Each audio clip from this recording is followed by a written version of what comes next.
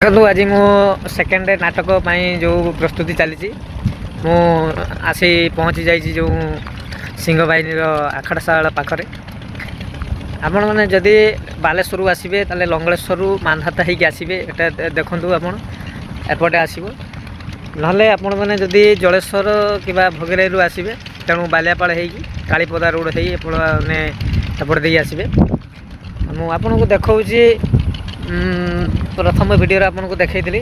ବର୍ତ୍ତମାନ ନଦୀକି ଦେଖନ୍ତୁ, ନଈରେ ପାଣି ବଢ଼ି ଯାଇଥିଲା, ବର୍ତ୍ତମାନ ଟିକେ କମି ଯାଉଛି। ବର୍ତ୍ତମାନ ଦେଖନ୍ତୁ ଯାତ୍ରା ସିଂହବାହିନୀର ଗାଡ଼ି ଯେଉଁ ପ୍ରଚାର ଗାଡ଼ି ରହିଛି ତାର ଦେଖନ୍ତୁ ଆଗରେ ଯେଉଁ ତ୍ରିଶୂଳ ରହିଛି ଗାଡ଼ିରେ, ସେଟା ବହୁତ ଥିଲା ବର ଚୋଡ଼ି ଫୋଡ଼ି ଲାଗିଥିଲା, ତେଣୁ ବର୍ତ୍ତମାନ ସେଟା ସବୁ ଖୋଲା ଯାଇଛି। ଏଠି ଆପଣମାନେ ଆଗେ ଦେଖାଇଥିଲେ ଯେଉଁ ସିଂହବାହିନୀ ପାଖରେ ଗୋଟିଏ ଦୋକାନ ନୂଆ ହେଇଛି, ସେଥିରେ ବର୍ତ୍ତମାନ ଆଜି ଦୋକାନ ଖୋଲା ହେଇନାହିଁ, ବର୍ତ୍ତମାନ ଦୋକାନଟି ବନ୍ଦ ଅଛି। ଆପଣଙ୍କୁ ଦେଖାଉଛି।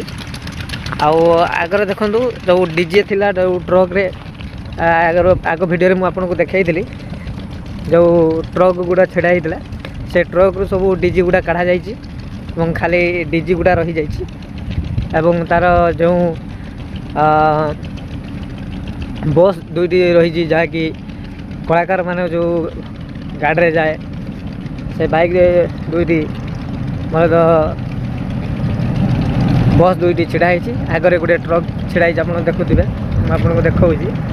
ଆଗରେ ଗୋଟେ ଟ୍ରକ୍ ଛିଡ଼ା ହେଇଛି ସିଂହବାହିନୀର, ଯାହାକି ଦୁଇଟି ଟ୍ରକ୍ ଯାଇଛି, କ'ଣ କ'ଣ ଖରାପ ହେଇଛି, କ'ଣ ହେଇଛି। ଏଠି ଦେଖନ୍ତୁ ଡିଜେ ଗୋଟେ ଏଠି ରହିଛି, ଏଠି ଗୋଟେ ଡିଜେ ରହିଛି।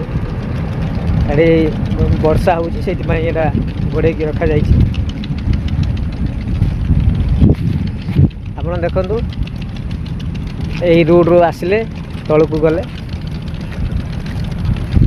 ଆପଣ ଦେଖନ୍ତୁ ସେଠି ଗୋଟେ ଡ୍ୟାନ୍ସ ସେକ୍ଟର ଗୋଟେ କରାଯାଇଛି, ଯାହାକି ପ୍ରଥମେ ଏଇଟା ନଥିଲା, ବର୍ତ୍ତମାନ ଏଇଟା କରାଯାଇଛି। ଏଥିରେ ଏଇଟା ଆପଣ ଦେଖନ୍ତୁ, ଏଥିରେ ଡ୍ୟାନ୍ସ ଫ୍ୟାନ୍ସ ଶିଖାଯାଉଛି, ଆପଣ ଦେଖାଉଛି।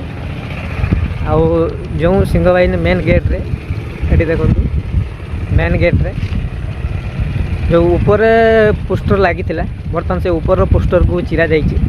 ଆପଣ ଦେଖନ୍ତୁ ପୁରା ଚିରା ଯାଇଛି, ତେଣୁ ଏଇଟା ନୂଆ ପୋଷ୍ଟର ଆସି ସାରିଲାଣି, ତେଣୁ ୟାର ପ୍ରସ୍ତୁତି ଚାଲିଛି, ତେଣୁ ଲଗାଯିବ। ଆପଣଙ୍କୁ ମୁଁ ଦେଖେଇବି ଲଗେଇଲା ପରେ। ପୁରା ଦେଖନ୍ତୁ ସମ୍ପୂର୍ଣ୍ଣ ଭାବରେ ୟାକୁ ଚିରା ଯାଇଛି, ତେଣୁ ୟା ଭିତରେ ନାହିଁ, ତେଣୁ ୟାକୁ ଲଗାଯିବ। ଆପଣ ଦେଖନ୍ତୁ ଏଠି ଯେଉଁ ସିଂହବାହିନୀର ଯେଉଁ ମନ୍ଦିରଟା ତିଆରି ହେଉଥିଲା ତା ପ୍ରସ୍ତୁତିରେ ଚାଲିଛି, ତେଣୁ ଏଇଟା ପ୍ରୋସେସିଂରେ ଅଛି, ଆଗକୁ ଚାଲିପାରେ। ଆପଣ ଦେଖନ୍ତୁ ସବୁ ଏ ପୋଷ୍ଟର ଗୁଡ଼ା ଥିଲା, ସବୁ ଆଗ ଭିଡ଼ିଓରେ ମୁଁ ଆପଣଙ୍କୁ ଦେଖାଇଥିଲି, ବର୍ତ୍ତମାନ ତା ନାହିଁ, ତେଣୁ ଆପଣମାନେ ଦେଖିବେ। ବର୍ତ୍ତମାନ ଭିତରେ ବର୍ତ୍ତମାନ ଆଖଡ଼ା ଚାଲିଛି। ମୁଁ ଆପଣଙ୍କୁ ପର ଭିଡ଼ିଓରେ ଆପଣଙ୍କୁ ଦେଖାଇବି।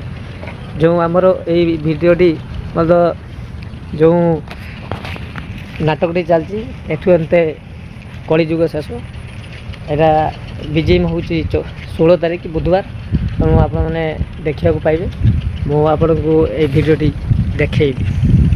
ଆଶା ରହୁଛି ନେକ୍ସଟ ଭିଡ଼ିଓରେ ଆପଣଙ୍କୁ ଜଣାଇବି।